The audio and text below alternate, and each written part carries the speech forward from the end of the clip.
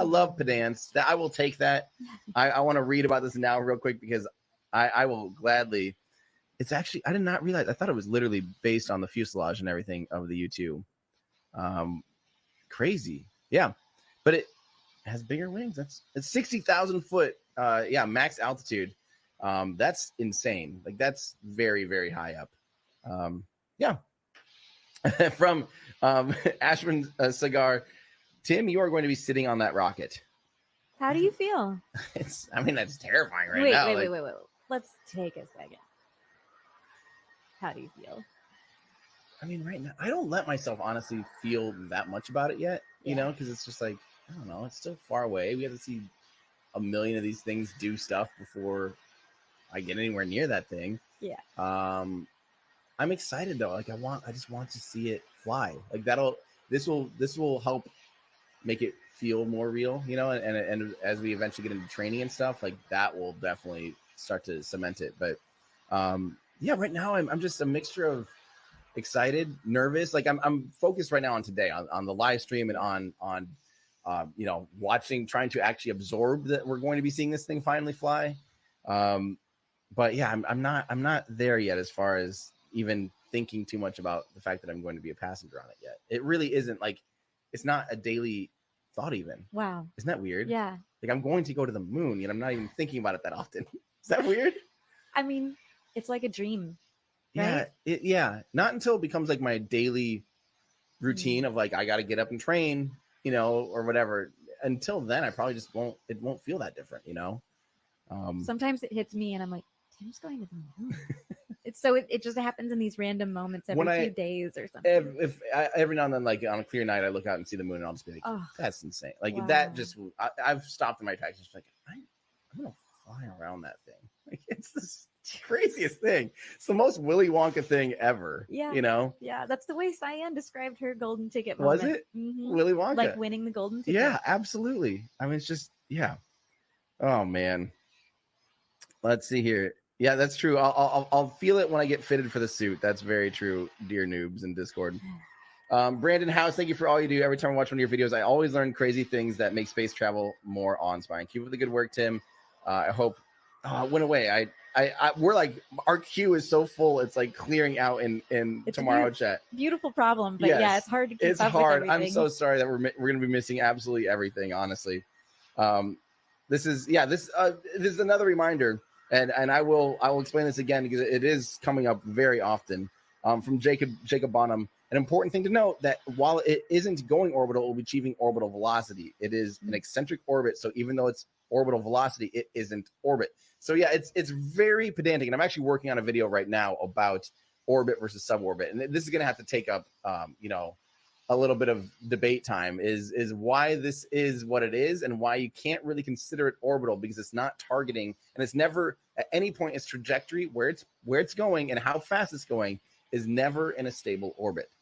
So you can tell, all you need is basically 2 points to know like where it is and where it's going, to know how fast it is and where it's going. You can calculate, where it will continue to go. And at no point is this vehicle ever actually in a stable orbit.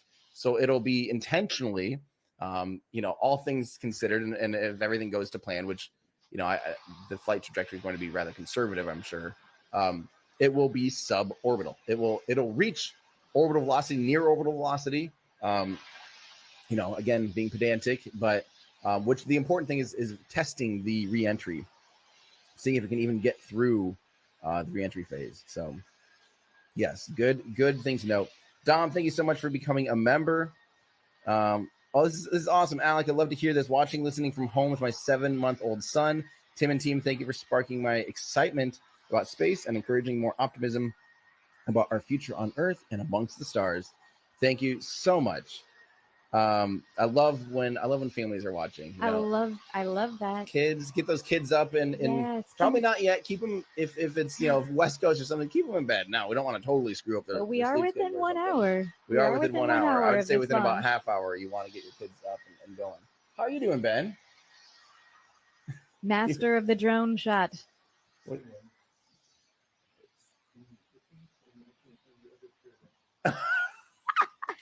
Isn't it funny when someone cleans the kitchen and then you're just like, "Where's the pterodactyl?" Yeah. Because that's your kitchen. Yeah.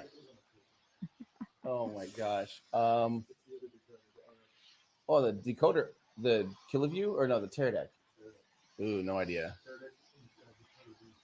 I ain't been seeing that for. We ain't It's seen one behind the of them around latte here for machine. days. All I did was put a latte machine on the counter.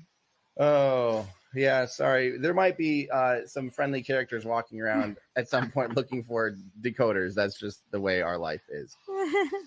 All right, I will. Ganja, what would your launch song at T-10 seconds be? Ooh, I like this question. What would yours be? An Ending Ascent by Brian Eno. I walked down the aisle to that song. Is that what it was? Yeah. Yeah, that's beautiful. It's from his Apollo soundtracks. Oh, and okay. every time Ryan and I had this this ritual of every time we would drive to the VAB when we first met, and we would make that trek late at night for a launch. We'd go out near the causeway or the press site. That's the song we would play. But that's cool. What would you do? I mean, I keep writing songs that are like, yeah, they're epic. That are like for liftoff, yes. you know? So I was wondering. Ascent would probably be, I mean, I wrote it to be that, or the one that's supposed to be coming out today. I don't know if it did. Tell us about your new song. I did write a new song. It was the intro. If you guys watched the intro, new song called Cryo, and it's based on what I hope Starship looks and sounds and feels like. I love that song. But other than that, I don't really know. I mean, half of the C. Ross songs out there sound epic and launchy and like reverent and yeah. So I don't really know all of them. How about all of them? Yes, all. We definitely won't be playing music now because we're gonna have the most beautiful music to our ears ever, which is going to be 33 Raptor engines. Oh, I can't wait to hear that. Oh my gosh. From James, any chance SpaceX might sneak a landing burn in? Well, I'm expecting out of the booster, and we have tracking assets that will be able to hopefully see it over the horizon even. So we will see. We will see. And hopefully we'll be able to actually confirm that today, assuming that it gets that far. So yes, but not for the upper stage. I just really don't think they even care. It's just like we know we can do that. Let's first kind of close this door. And then at some point we'll merge the two things and it'll be great. Thomas Jones saying, how do they make sure the booster and the ship sink afterwards? Wouldn't the pressurized tank float? Yep, they'll open the valves and let it drain and let it get filled up with water and it will sink. And then it'll become just like most other sea vessels that are sunk and all that stuff too. Of course, that's not the end goal of Starship. Eventually Starship, if it ends up in the ocean, that'd be a horrible day, you know, but today it's going to take the fate of most rockets throughout history, which is take a little swim, become a new coral reef. And I'm sorry if you already answered this, but I've seen this question a few times. Are they going to try to wrangle that thing back in?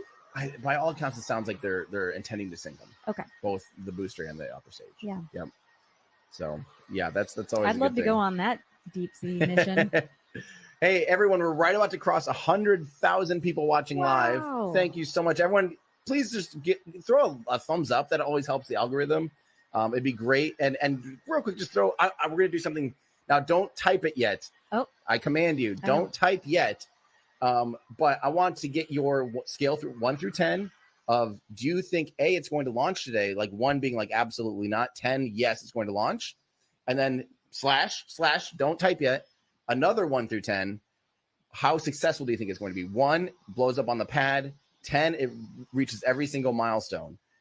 So we'll say 5 would be like stage separation. 6 would be second stage ignition. Mm-hmm. How about that? Like that's kind of the gauge. I'm feeling like I'm about an 8 for the first one. Wow. That's great. I have a feeling they're going to launch it if they can. And I'm still about a 6. You said you were 50-50 on Scrub earlier. So you shifting right now in real time? Yeah, I'm seeing it fuel up. I mean, it is feeling more and more and more real. I'm with you. I am a 10 for. I'm 10. You're 10. 10. I'm an optimist, and I feel like why not? and honestly, I trust in the SpaceX team. Yeah. So much. I mean, I do too, but there's things out of their control, you know. I know, and but also, why not dream? You know. I'm sure they're all sitting there this morning, like, why not dream? They have a big poster with a cat on it or neon something. Sign. Yeah. Why not dream? Why not dream? Over every computer. We have a lot of like fairly high, actually, fairly optimistic crowd here. I mean, I don't disagree. I'm happy with that. Yeah. Yeah. Yeah. I mean, at this point, I still think it could be 5-5. You know, no idea. You are just shifting around. I mean, that's the thing is I have no idea. No one knows until it happens. Oh man. This is from John Lawrence. Thank you so much. Good morning, Tim. You bring valuable content to people like us who want to learn more about space. Keep up the amazing work. I have some awesome videos. One that's already done will be released, I don't know, probably in a week or two. But our Patreon members and Discord members and YouTube members have already seen the first cut of it. It's me going through and pointing out a lot of features on engines in real life. Like I go and we're at the Space Expo Center outside of STech in the Netherlands. And I go around and do a tour of two engines that I know basically nothing about, Vulcan 1 and Viking 1 engines. And the Viking 1 has a cutaway, so we actually get to see inside the engine. So I'm sitting there, and I'm just observing, like, what can I figure out about this engine from just observations. So it's kind of a fun, like, a walkthrough thought experiment with me not studying those engines at all. So I don't know the answers. So that's what's fun about it. It's like, well, what can we figure out? Oh, it has an ablatively cooled throat. Look at this, carbon liner. Look at the annular injector. Like I've never seen one of those before. So I'm sitting there going like, what is this? It was really fun actually. And I think it's a really cool video. So that's coming out in like a week or two. But then we also are doing a video about orbit versus suborbit, as well as a video after that about kind of why don't you just launch from a mountain? Why don't you launch from use slingshots? Why don't you use, launch from an airplane? Why don't you have a space elevator? Why have a space? That's kind of that. Adding crap. You're adding to my list. But yeah, it's because it's all related to this orbit versus suborbit and just kind of the trade of things. Let's see here. SpaceX is going to go live, I think, in 4 minutes. Just FYI. That Getting is real crazy. frosty, Yeah. Andrew says. Yeah, I mean it is Real frosty. That is crazy.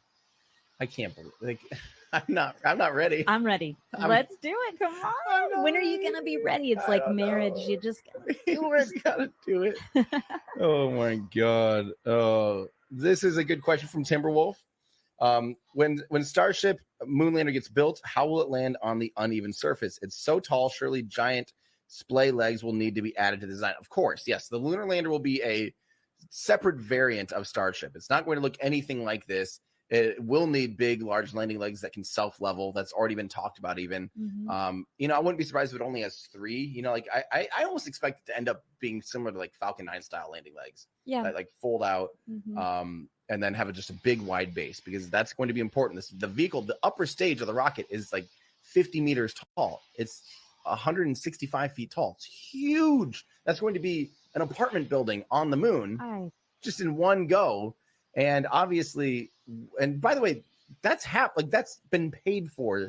That's happening. That is happening. Part of this program. This is built in and baked into NASA's Artemis program. So NASA, that whole NASA versus SpaceX thing, this is also NASA's baby too. They care about this a lot. And working together. Yes. This is the point. They're providing support. They're doing, it's absolutely all the above. So anyway, yeah, it'll be a different beast, basically. The one that, a big fat mosquito. I got to tell you, the mosquitoes here. If you haven't heard about them yet, let's talk about them now. They're massive. They're the second biggest flying thing in South Texas. That's right. Oh, man. It is just nasty. Let's see. This is a good question. What's the furthest visible you'll be able to see the launch? Will you be able to see it from Austin? I'm not sure. Daylight will make it harder to see. It would probably you would likely be able to have line of sight to it from even as far north as Austin at some points in flight, but it's going to be, broad daylight. It's going to be a tiny speck. If this was a night launch, you might be able to see it better. Or if it was something that had solid rocket boosters and left a big trail behind it, this will not leave a visible smoke trail really. I mean, it'll have a tiny bit of a smoke trail, but nothing like the space shuttle, something like that had the big white cloud behind it. It'll have a little bit of dark soot. There's a tiny bit of carbon burnt, but nothing even compared to RP1. So not even as bad as like a Falcon 9. Pretty clean. Or a Falcon Heavy. Yeah. Pretty clean burning. So you won't be able to see the trail. So during the daylight, like you just won't really see much. At night, maybe it'd be brighter. And then you'd be able to see it a little bit better. So yeah. Let's see here. I keep missing some really, there's again been so many insanely generous super chats. Space Gator, thank you so much for your support. I mean, I've missed some really big ones, and I'm so sorry that I'm going to be missing these. Steve Howell, like this one's huge. Hang on, Steve Howell. I'm just going to put this one up on air. Love the content. 54-year-old in Australia. Watch Star Hopper launch. Will remember it for the rest of my life. Time for the next chapter. Here is something for the barbecue. Your team is amazing. Love the feeds. Good luck on your ride on one of these babies. Thank you so much, Steve. That really, really means a lot. Yeah, this is the big day, and I can't believe it's here. Like literally, I actually can't. Like I'm having denial almost that this is finally happening. Like I said, don't deny it. I know. Do not deny. Another huge super chat too from Chris Caputo. Thank you for your dedication and enthusiasm. You're so welcome. Thank you guys again for just tuning in. That really, really, really means the world. Everyone say thank you to Chris and to Steve. Very, very, very generous. Thank you so much.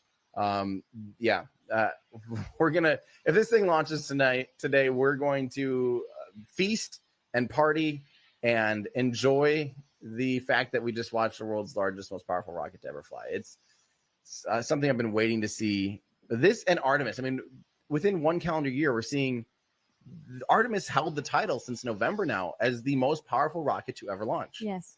Ironically, it's not the most capable rocket. Even the Saturn V, which was less powerful, was more capable, could take more payload to lunar orbit than SLS. But as far as thrust at liftoff, most powerful so far. Until this thing lifts off. When this thing leaves the pad, it'll be the most powerful rocket to ever launch. I love that there are competitions for the largest, most powerful rocket, methane rockets Yes. getting to orbit this year. Yes, this year is like the year of firsts. Yes. I mean, it's funny because like when our team is writing pre-launch previews, so, we're always looking for like those, is this a milestone? And like every rocket that's flying right now is like some crazy milestone. Like we've never tried this before. Yeah. How cool is that? That like we're just in that day and time where that's happening, where there's innovation happening at a pace that we've never seen before. And obviously NASA and the Soviet Union did an unbelievable amount of iteration and development. SpaceX just went live. SpaceX FYI. This means they are really, really moving toward a launch attempt. 820. Oh my gosh. That's huge. That's big. Wow. Okay. It is happening, guys. It is happening. Yeah. I can't believe this. They obviously think something's happening. I hear crickets right now. I love these crickets. I love it too. Oh man. Okay. Jeremy Olson, thank you so much for becoming a member. Much, much, much appreciated. Jim Ingersoll also. Yeah, Simon McGovern loves the callback to Our Ludicrous Future with why don't they just? Let's see. I'm gonna keep trying to answer what's the countdown sequence of Starship. Let me pull that up for you guys. We actually have a really cool thing here. I'll get this up on air for you guys to read with me. This is on SpaceX's website. They actually have we know what to expect here. The countdown, what we expect to see here. So yeah, at T-minus 2 hours, that's when the flight director called the poll for the go or no go for prop load. The booster locks, liquid oxygen load began at T-minus 1 hour and 39 minutes, along with booster fuel, liquid methane. At T-minus 1 hour and 22 minutes is when we saw the ship begin to load with liquid methane. At T-minus 1 hour and 17 minutes is when we saw the LOX load begin. So the next big milestone here that we're expecting in about half hour is to see the Raptor engine chill down. So that's again where we're going to see, we're going to start basically filling. They open up the pre-valves, which will allow fuel to fill up the voids and start to literally like fill into the Raptor engines. And of course, the Raptor engines are ambient temperature. They're, I don't know, 18 degrees, 20 degrees, Celsius, whatever it is today-ish. So they're probably about that same temperature, more or less. That's going to boil off methane. It's going to have to take and remove all the heat from the engines. So the engines and the turbo pumps are down to the same temperature, close to the same temperature as liquid methane, so that when those pumps start spinning, they are already at the operating temperature and they don't experience thermal shock. So that will begin at T-minus 16 minutes and 40 seconds. At T-minus 40 seconds, that's when the fluid interface will begin their vent down sequence. I think that's when we basically see some of the valves close. You're going to start seeing a lot more condensation, a lot more activity pouring out of the rocket. T-minus 8 seconds. Raptor startup. So it will 8 seconds is Raptor start. So it will sit there for seven-ish seconds, 8 seconds. Wow. Under. Have we ever seen that with any other rocket? The first Falcon Heavy mission, it sat there for a little bit. That was my first launch ever. Yeah, and not Ryan's first, was it? No, not but Ryan. He got great photo of that. Yeah. Oh,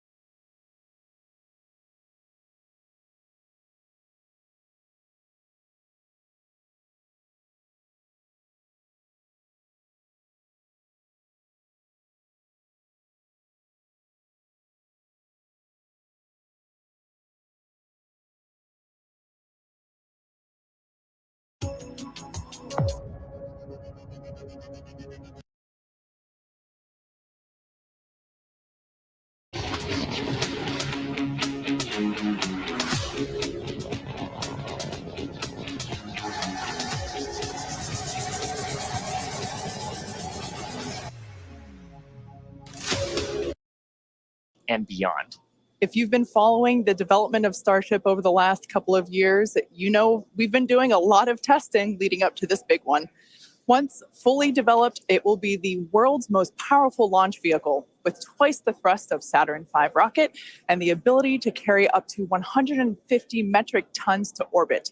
For reference, a 1 liter bottle of water is 1 kilogram, so 150 metric tons is basically 150,000 1 liter bottles of water, or as I like to think of it, one rather lonely blue whale. Now, today's test will be the first of many as we work towards transitioning Starship from a developmental to an operational program. Our primary objective today is to gather as much data as we can around the fully integrated vehicles. That means the booster and the Starship and the ground systems. While we have flown Starship in the past, this will be the first attempt of Super Heavy and the first opportunity to validate how the two vehicles operate together. Any data that we get helps improve the future builds of Starship will be considered a success for the purposes of today's test. Every milestone beyond that is icing on the cake. The further we fly, the more data we can collect. If all goes well, today's flight test could last as long as 90 minutes from liftoff to an expected hard ocean landing for Starship. Whether we end the test with a hard landing or a rapid unscheduled disassembly, or some combination of both, excitement is pretty much guaranteed. Now, if it does all go well, Super Heavy will fire up its 33 Raptor engines and it'll lift off from the launch pad down in South Texas. About 3 minutes into the flight, we're going to hope to see the Super Heavy separate from the Starship spacecraft. It'll then perform a flip maneuver. So there's that. You can see that on your screen. And then it'll boost back in order to make a hard landing in the Gulf of Mexico. And while that's happening, we hope to see Starship's 6 second stage engines ignite and watch as Starship coasts for about an hour at altitudes ranging between 150 and 250 kilometers before re-entering Earth's atmosphere and make its own hard landing in the Pacific Ocean about 250-ish kilometers offshore. Now, we are getting great camera views right now, but that's because we are on the launch pad. So we've got umbilicals and connections straight to the vehicle. But we aren't expecting to get very many good views once we get past booster separation. Yeah, we do promise, though, for any views that we do get, we will share them in real time. We are watching live with you all. So we're excited to see those views ourselves as well. Now, in a little bit, we are going to take a closer look at the vehicle and the launch pad. But first, today is a super exciting day. Everyone on the teams across Starship have been preparing, doing a number of tests and dress rehearsals for today's launch attempt. Yeah, that's exactly right. In fact, we saw a nice little recap of those tests in the intro video to today's webcast. For those of you that are following along, you know that many of those tests ended in those rapid unscheduled disassemblies, or RUDs as we like to call them. And it's been a long road to today. Just in 2022 alone, we had 9 static fires. We've had a couple of wet dress rehearsals. And of course, the launch control team has done numerous simulations as well. So major shout out to the teams that have been preparing for today's full up integrated test. In fact, we've got a shot of Star Command at the South Texas launch control team. Look at all the people ready for today's launch attempt. Yeah, that right there is our South Texas Launch Control Center. That is basically ground zero for everything that is happening today, in addition to a couple other control rooms that we have operating as well with operators on console, including the Mission Control Center here behind us here in Hawthorne, California. But with that being said, our very own Zachary Lupin is one of our SpaceX employees at our watch event in South Padre Island. Hey, Zach, how are things going on the ground? It is a great day for a test launch today, Kate. Hello, everyone. My name is Zachary Lupin, and I'm an avionics reliability engineer here at SpaceX, and I'm at the Cameron County Amphitheater, where a growing number of SpaceX employees are gathering to watch what we hope is the first liftoff of a fully integrated Starship. Now, the Starship team has worked incredibly hard for today's launch test. Over the past weekend, teams held a launch readiness review, which included a comprehensive review of all of our vehicle systems, looking at avionics, GNC, communications, software, structures, as well as our Raptor engines and propulsion in general. Now, we are only about 5 miles away from the launch pad, so it's a pretty good view for today. And as we get into as we start to approach T-0, everyone here is clearly very excited for the events that are happening today. So as we get closer to T-0, I'm going to throw it back to Hawthorne to talk more about our rocket. Awesome. Thanks so much, Zach. And we've actually got a little bit of a crowd forming behind us, too. Now, we've got a shot of Starship on the screen. The entire Starship structure you see is made of stainless steel. And when that's fully stacked, it stands about 120 meters tall and about 9 meters around. To help you give a sense of just how big that is, we've captured a video of some of our teams doing final integration prep work in advance of today's test flight. Just like Falcon 9, Starship has 2 stages, which we will talk a little bit more about in a minute. But in addition to those 2 stages, Starship actually has a 3rd stage called Stage 0. It consists of all the launch pad infrastructure built around the rocket. You can see a great view of it there on your screen. It's truly an engineering feat in its own right. And I feel like it's something we don't talk about very often. There's a lot of infrastructure that goes into fueling and preparing the launch vehicle before a large test like this, really any launch. Now, let's talk about Super Heavy. The name says it all. It's super, it's heavy, it's super heavy. It goes by some other names, the first stage or the booster, but whatever you call it, the Super Heavy will be the vehicle responsible for powering Starship against that mighty gravitational pull we've got here on Earth. And when it's fully operational, it's going to get Starship to orbit. The booster alone stands about 70 meters tall and is about the same height as a fully integrated Falcon 9, but with a diameter roughly 2.5 times that of Falcon 9 and with 33 much larger engines. Yeah, and having those engines, and oh my gosh, I love this shot. We can see looking up into the launch mount at the 33 engines on the booster. Those are each of the Raptor engines that's going to power today's launch attempt. Yeah, this is an incredible view. One of my favorite views that we're going to get today. We don't have this kind of view on our Falcon 9 launches, so this is so exciting to see. You can even make out the paint markers indicating which engine is which. Like we said, there are 33 of them. So there's a lot of fire that's going to be coming out from those engines in just over 31 minutes from now. As we mentioned before, there are 33 of them on the Super Heavy, the booster, and we don't see it right now, but the cluster in the center are the ones that are actually going to gimbal and help steer the booster back down for its water landing in the Gulf. Yeah, and they're a little bit different, Kate, than our Falcon engines. So on Falcon, we use a gas generator cycle. Here's a fantastic shot, actually, at the inner stage, so we can see the 6 engines that are on the ship side, 3 gimbaling in the middle, and then the vacuum engines, you can see 2 of them, and the other ones on the other side of the cluster in the middle here. So Raptor's a little bit different. It uses something called stage combustion, which means we basically pre-burn both the fuel side and the ox side, and then get those up to the right temperatures and pressures, and then mix them in the combustion chamber. It allows us to get higher thrust and higher efficiency on these engines than on Falcon 9. Now, Super Heavy also has 4 grid fins to assist with orienting itself during the return back to Earth, as today is the fully integrated flight test. And the first one, we're focusing on safely testing just the fundamental systems and operations on the vehicle. So what that means is we won't be attempting to land on land today. Instead, Super Heavy is going to be making that hard water landing in the Gulf. Starship, or the spacecraft, is the second stage and makes up the top portion of the vehicle. It's designed for carrying passengers and cargo between destinations on Earth, Earth orbit, and planetary destinations. It stands 50 meters tall, a little taller than the Statue of Liberty. It's comprised of 6 Raptors. We saw those just moments ago. 3 of them are optimized for sea level, and the other 3 are vacuum engines. And they're optimized to operate in the vacuum of space. They provide a maximum of 258,000 tons of thrust in vacuum.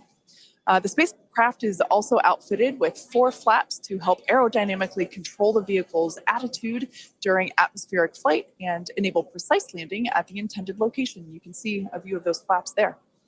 Now you can see the entire stack is vertical, and that's because Starship is designed for vertical takeoff and landing, as opposed to taking off and landing like an airplane. And that's really important because we don't have runways on the Moon and Mars. Fortunately, gravity at both of those destinations is not nearly as high as it is here on Earth. On Mars, it's about a third of what Earth's gravity is. And on the Moon, the gravity is just a sixth of what it is here. So Starship can take off in both of those cases without needing the Super Heavy booster like we need here on Earth. Now, for today's test, Starship does not have its landing legs attached. And that's because we aren't going to be attempting to return to the launch site or land on land. It's going to be doing another hard water landing at the end of today's test. We can't wait. Starship is wrapped in a heat shield, which is composed of 18,000 hexagonal ceramic tiles designed to insulate the vehicle during atmospheric entry, where temperatures can be as high as 2,600 degrees Fahrenheit. The hex-shaped tiles, like these ones that we have here, roughly make up about 2/3 of the vehicle.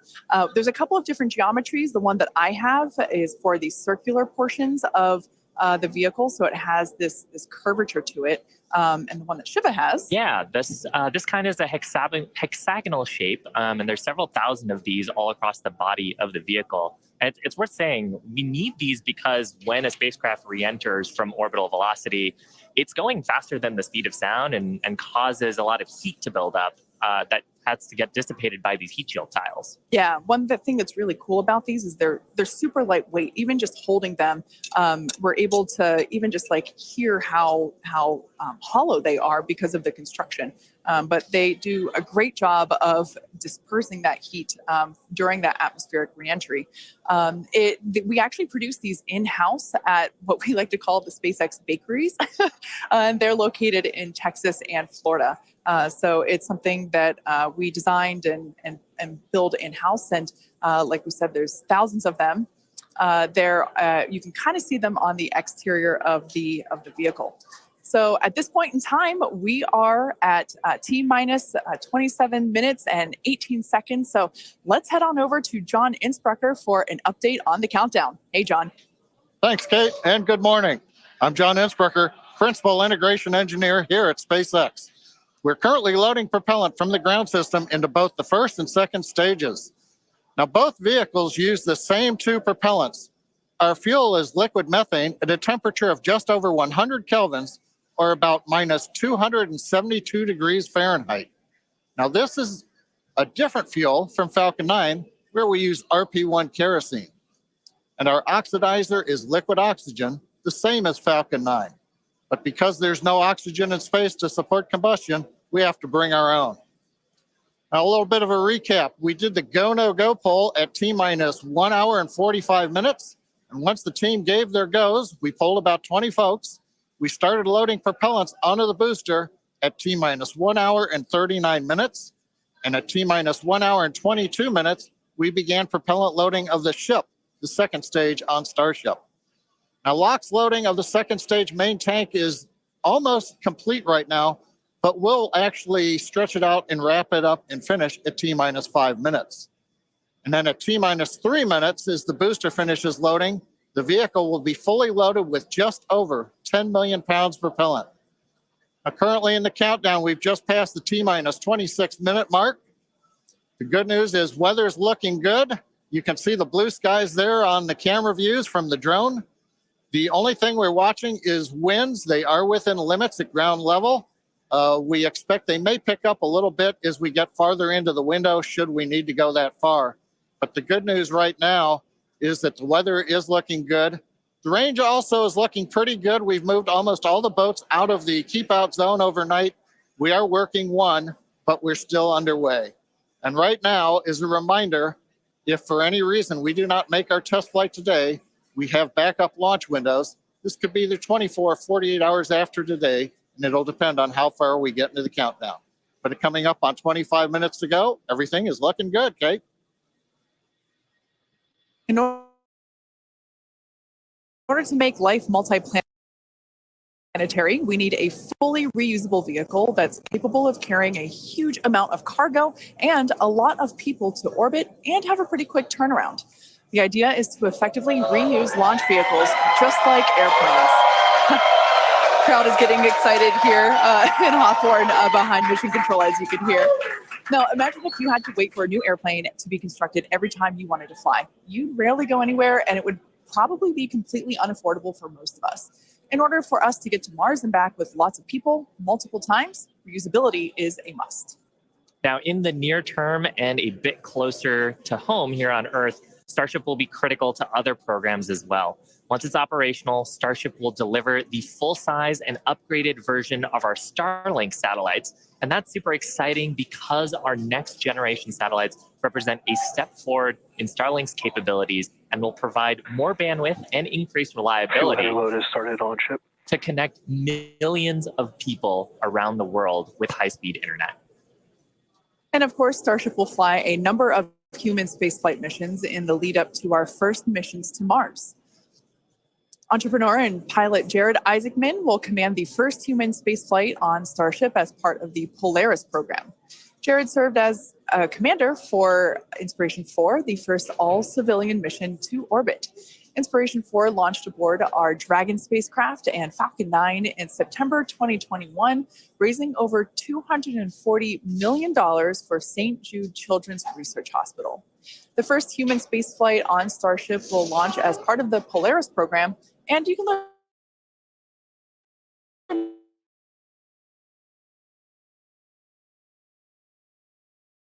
more about how.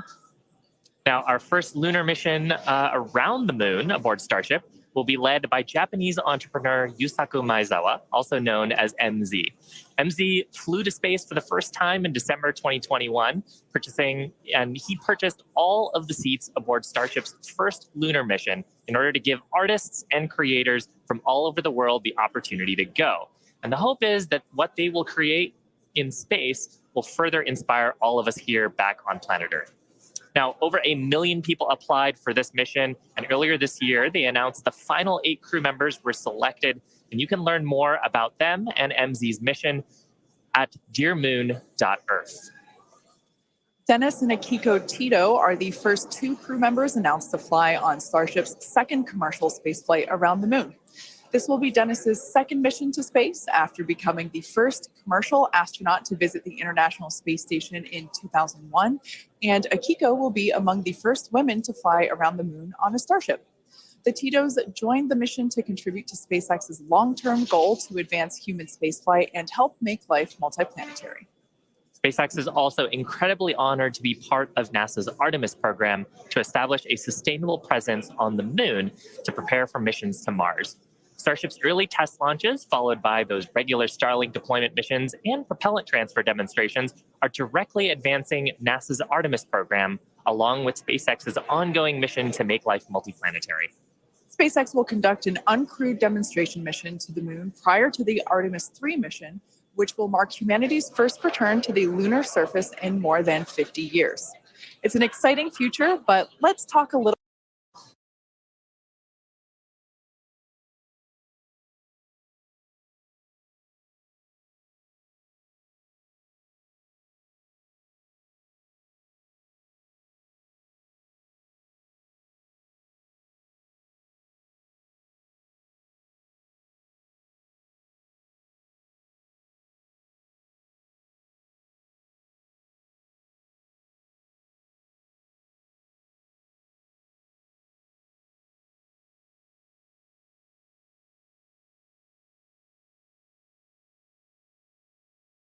A second hop, the one that we've got on our screen, that rose to 150 meters in altitude.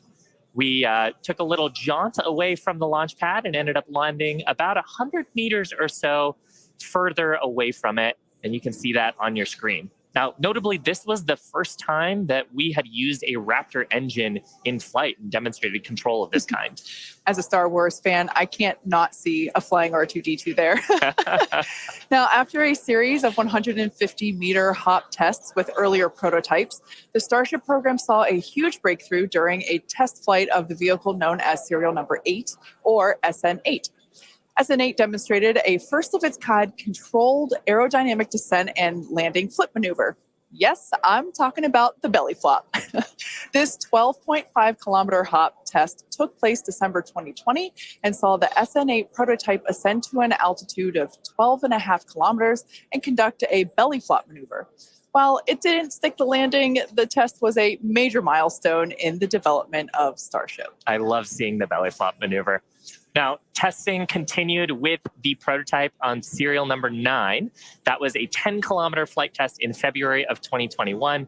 We had a nominal ascent, engine cutoff, reorientation, and controlled descent were stable. However, we unfortunately had a dramatic ending to the end of that flight when we had a failure on its engine to relight. That resulted in one of those rapid unscheduled disassemblies. But what was really, really exciting about both serial numbers 8 and 9 is how quickly we were able to achieve just our primary objectives in those 2 high-altitude test flights. In addition to getting lots of great data, Starship successfully demonstrated control of the vehicle and subsonic re-entry capability. Ultimately, we performed 9 Starship high-altitude test flights in total, and in May of 2021, SN15 launched from Starbase, reached an altitude of about 10 kilometers, performed a number of maneuvers, and safely returned to the launch site. This was the first Starship prototype to fly, control its descent, safely land, and to be recovered in one piece. Now, having achieved that success in our suborbital campaign, one of the next big challenges for upper stage reusability is to survive the high heating hypersonic phase of entry. combined with the ability to refill our Starship's tank with fuel and oxygen while on orbit, is what will enable a fully reusable transportation system that's designed to carry both crew and cargo on these long-duration interplanetary flights. And that's ultimately what will help humanity return to the moon and travel to Mars and beyond in our solar system. So as you can tell, it is nothing but an iterative process to get to the point that we are today and where we will go from here. That iteration is a core process of how we work here at SpaceX. We like to fly and we like to test early and often, both on the side of hardware and software. Yeah, that's an awesome point, Kate. Now, we are continuing our countdown to Starship liftoff just over 17 minutes from now. So, of course, let's check in with John for another status update. John? Thanks, Shiva. Clock is coming up on T-minus 17 minutes from liftoff. We're continuing to click towards zero. However, right now, we've just begun listening in. The first stage team is working a pressurization issue. They're troubleshooting that right now. Now, we do have the option, if need be, if we can't solve this, then we would hold the count and probably treat today as a wet dress and not be able to launch. However, we are continuing to do propellant loading on both the Super Heavy and the ship stages. Now, most recently, we began loading liquid oxygen and methane fuel into the header tanks on Starship. At the very top, just underneath the nose there are two small spherical tanks. That's where the fuel and liquid oxygen header tanks are. That started at T-minus 27 minutes, and that propellant loading will continue until T-minus 9 minutes. We'll also continue loading the main tanks of the Starship second stage, although they're pretty much full right now. Everything will drain back as we get ready for launch at T-minus 5 minutes. Now, on the first stage, we're continuing to load the massive amount of propellant onto the Super Heavy booster. That's going to continue until T-minus 3 minutes. You can see the frost line on some of the views as both liquid methane and liquid oxygen go into the tank.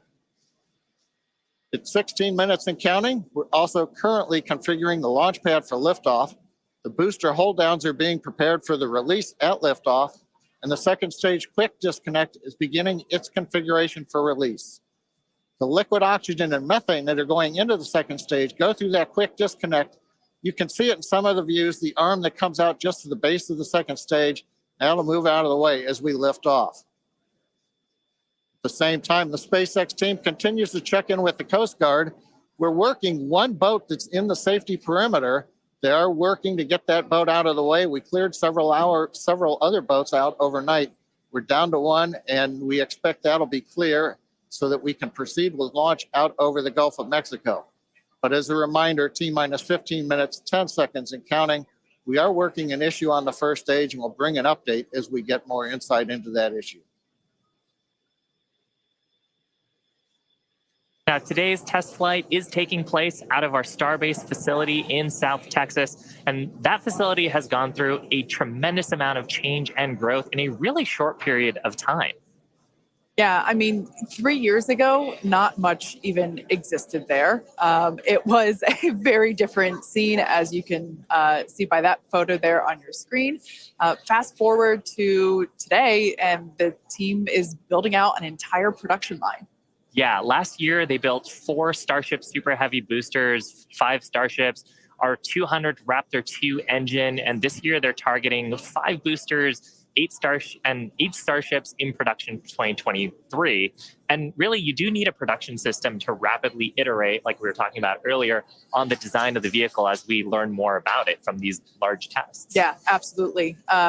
Pulling on my industrial engineering background, system fill is something that is critical to that goal. Being able to produce and launch multiple Starships means that we have to have a system full of those production vehicles, and we iterate on each one. So even the next Starship that will fly in whatever the next test is will be different than the one that you see there on your screen now. Now, the employees who have been at SpaceX a while say that Starbase does remind them of the early Falcon 1 days, except moving a whole lot faster. The team at Starbase is expanding as fast as the facilities are, and if you've ever wondered what life at Starbase is like, here's a quick peek.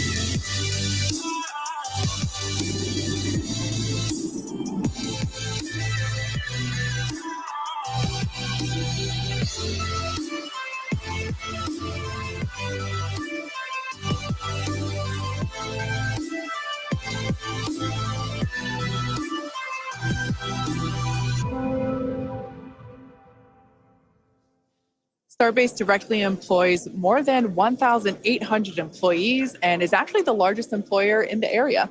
Yeah, and from that video, you can really tell like it's a beautiful location. It's close to the ocean. There's tons of wildlife. And that's because being close to the equator is actually a fantastic way to get to orbit. Yeah, I love that we have so many employee events that allow us to participate with ocean cleanup and other environmental efforts there. We'd also like to thank Cameron County for being so supportive for all of our work in that area. Now, in addition to Starbase, we'll soon be adding another Texas location to the SpaceX family.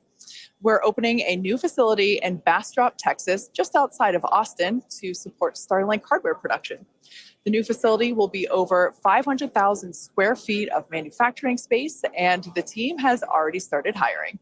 Now, we have all kinds of openings in production and manufacturing for technicians and leadership and manufacturing engineers and all kinds of site support roles. Basically, if you can think of a role, we're probably hiring for it. So if you're interested in helping expand human life to other planets or helping internet access here on Earth, consider becoming part of the SpaceX team at spacex.com/careers. Now, with that, let's check back in with Zach down at Starbase one last time before launch. Howdy, Zach. Hello, Kate and Shiva again. You can really feel the energy here at South Padre Island as more of the SpaceX team have gathered. We're standing just over 5 miles away from the launch mount. And so from here, we've got a very nice view. I would basically say these are some of the best front row seats you could get, and might I add, beachside as well. Now, the Starship team has worked incredibly hard to get ready for this test, and we're all clearly excited for T0. And as we get into the final moments, one issue that could hold the countdown or cancel the test altogether is if a boat enters the safety perimeter. Now, over my shoulder is the Gulf of Mexico, which is normally very open to all of the boaters and fishers. However, today, SpaceX is closely coordinating with the United States Coast Guard to establish a safe zone and ensure public safety.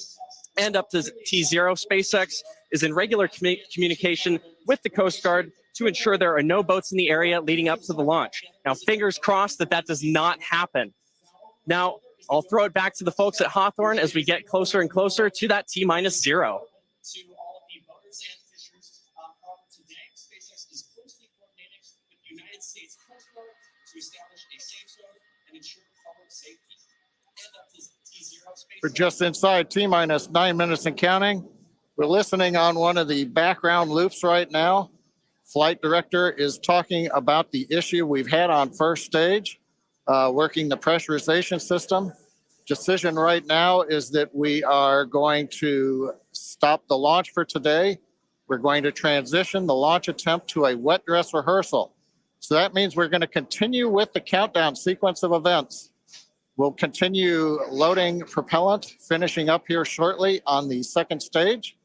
We'll also continue loading propellant onto the first stage, wrapping up at T-minus 3 minutes. We're also going to go through pressurization steps, other steps of the countdown. This will be a full validation for the team, but currently the plan right now is we're waiting for final word, is that I think at T-minus 10 seconds, we will finally stop the clock and then recycle the countdown for today. Now we're inside T-minus 8 minutes and counting. We're continuing to load propellant on both the first and second stage. You can see the Starship second stage with the heat shield tiles there. Carriage arms are open. You can see the condensation around the first stage tank as we load liquid methane, liquid oxygen into the large super heavy first stage. And that propellant loading is continuing until T minus 3 minutes. As a reminder, and there's our great view looking up at the Raptor engines, the 33 engines.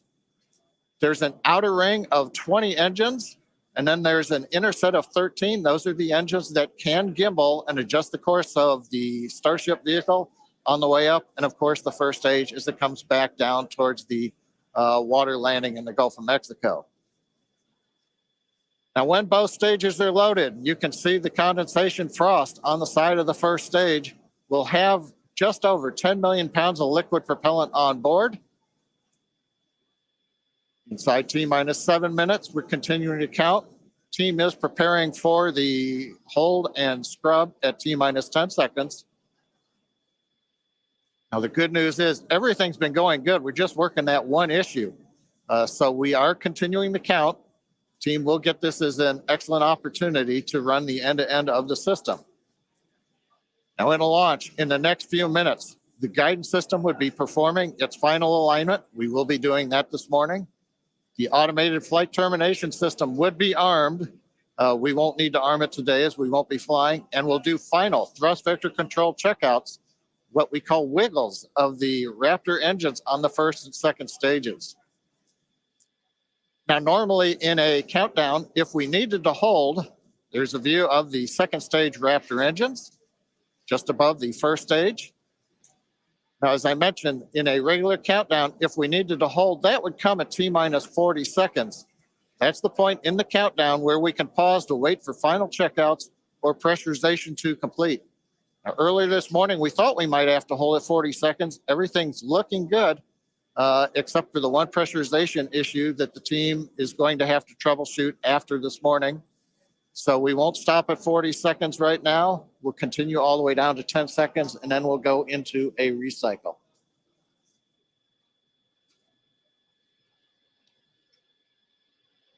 John, you mentioned that we're going to be jumping into a wet dress rehearsal here, and I actually now think we're coming up T minus 5 minutes.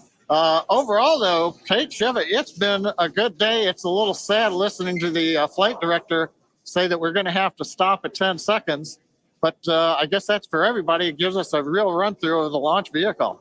Yeah, it's unfortunate. Of course, we wanted to see fire today and lift off, but that's okay. The point of the countdown is to allow the teams to progress to that T0 time in a coordinated fashion and really to unveil any issues prior to the ignition sequence. So the countdown did its job today. It allowed us to identify that press issue, and like John mentioned, the teams are going to work through it, and we are going to basically call it off at T minus 10 seconds. But the integrated launch teams and us, we are going to treat this as if it were still a launch day. We're going to do this, what we now call a wet dress rehearsal. Yeah, and we've mentioned the term a couple of times here. We call it a wet dress rehearsal because we are wetting the propellant tanks. We are loading propellant into the vehicle. We've talked about the frost line a little bit here. That exercises the stage 0 system, the ground system, all of our infrastructure that loads propellants onto the pad. That exercises our procedures for the mission control teams. We're monitoring telemetry on the mission control consoles, looking at the pressures and the rates and the temperatures. And some of those things look a little bit different when you're getting up to the pre-flight pressurization levels and full propellant load. So we're learning things today about the integrated tests that are going to set us up for success in a future attempt later on, hopefully in the next 48 hours or so. And Kate, like it's also worth mentioning here, we're still going to take the count through to a pretty around the T minus 10 second mark. So we're really going to exercise everything that we would up until that point in the vehicle states and ground procedures. Yeah, it's like we said before, any data that we can collect today is super helpful. And that's exactly what we're doing. We are continuing to collect this data and allow the teams to have be better informed for the next attempt. Unfortunately, due to the needing to recycle the propellant, we are looking at a minimum of 48 hours until we are able to attempt this flight test again. So we're not quite sure what that timing will be at the moment, but we're looking at a minimum of 48 minutes, or excuse me, of 48 hours at this point in time. But Shiva, exactly as you said, things look a little bit different on launch day. And we allowed the countdown to do its job, to basically get to this point, to allow the teams to work through the issues. And we're going to continue, like we said before, we're going to continue all this down all the way to T minus 10 seconds. And that will really allow the teams to pretend like this is launch day and continue and gather that data. Yeah, Kate, it's on the one hand, it's a little bittersweet. On the other hand, we watched them go all the way through. First stage propellant load, just now wrapping up. The second stage, even the header tanks up under the nose of the Starship that you can see on the monitors. Actually, that all went very well today. The weather was excellent. Everything was looking good. Sadly, we just have the one issue, but that is letting the team continue to count down. And we're going to continue with it here until we get the clock hold at T minus 10 seconds. Yeah, so for those of you that have just joined us, we're now at T minus 1 minute and 30 seconds to what would have been the launch of our Starship flight test. But unfortunately, due to a stage 1 issue, we are going to utilize today as a wet dress rehearsal. Instead, we are not going to attempt launch. The teams are basically saying that we're scrubbing our launch attempt for today, and we are expecting a minimum of 48 hours in order to recycle. So it's all good news, though. There's nothing really to be sad about other than we had hoped to be able to lift off today, but that's okay. Now, one thing to point out for folks, when we do come back, when we clear this and we fly, one of the things you'll hear in the last minute, you won't be hearing us because we'll be listening to the countdown. But at T minus 30 seconds, that's when the flight director would give the final go for launch. Love to have heard that this morning, but it's something to look forward to. Absolutely. The other thing to look at is at T minus 6 seconds, we begin lighting the engines. Up on your monitor, you can see there, T minus 40 seconds. We did hit the 40-second hold point, and they are holding for a moment. In the end, they will release that hold. We'll go the last 30 seconds. But yes, when we do get to day of launch, the last thing to look at is in the last 6 seconds, light the Raptor engines in succession. So unlike Falcon 9, we're going to have to do that a little longer. We're hearing right now the clock is going to hold here at T minus 40 seconds. The Super Heavy and Starship are looking good. So with that, Kate, it's been a fast-paced morning. We got through it fairly quickly. But at this point, we're going to have to call it a morning. Yeah, that's right. So for those of you that have recently just joined us, we unfortunately had a hold on the countdown today, and that is going to scrub our launch attempt. But we are expecting a minimum of 48 hours in order to recycle. So be sure to keep an eye on our social channels, and we'll share information as soon as it becomes available. Until then, stay safe, and we'll see you soon.